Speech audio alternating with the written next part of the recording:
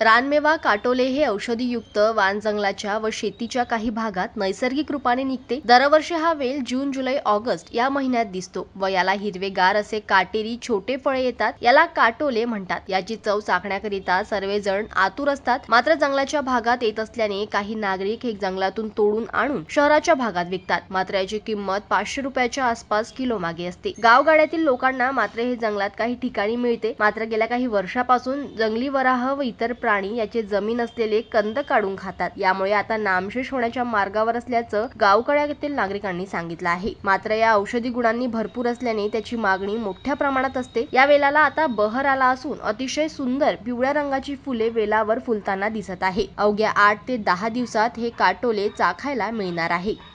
जनमत live news साठी अमरावती मधून राजेश्वर घोरमाडे यांची रिपोर्ट।